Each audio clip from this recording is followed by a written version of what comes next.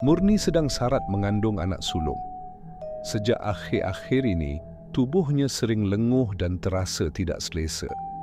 Atas saranan jirannya, dia mengupah seorang makcik urut yang dikenali sebagai Makcik Timah, yang katanya pandai mengurut orang mengandung. Makcik Timah datang petang itu. Tubuhnya kecil, berbungkus kain batik dan memakai baju kurung lusuh.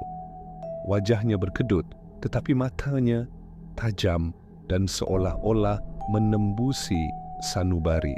"Baring ya nak, makcik mula sekarang," katanya dengan suara garau sedikit serak. Urutan Makcik Timah terasa lain.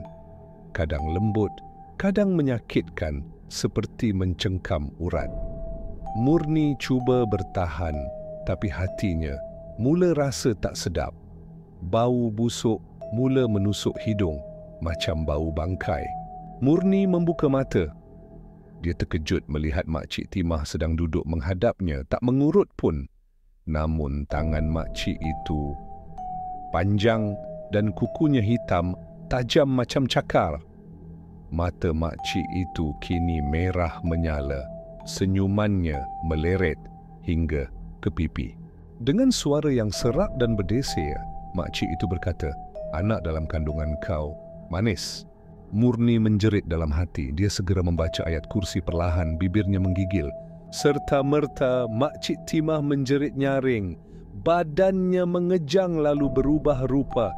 Rambut menggerbang, muka hancur berdarah, lidah terjelir panjang. Makhluk itu kini Pontianak sebenar. Murni tak sempat lari, matanya gelap dan dia terus pengsan. Dia tersedar dengan wajah suaminya Faiz cemas di sisi. "Murni, sayang, apa jadi? Aku balik tengok kau pengsan atas lantai," katanya sambil memeluk erat. Murni menangis tersak-esak, masih menggigil ketakutan. Sejak kejadian itu mereka tidak lagi percaya sebarangan orang untuk masuk ke rumah. Faiz bawa Murni berubat secara Islam. Mereka berjanji akan lebih berhati-hati, lebih berpegang pada doa dan perlindungan Tuhan. Dan Makcik Timah tak pernah muncul lagi.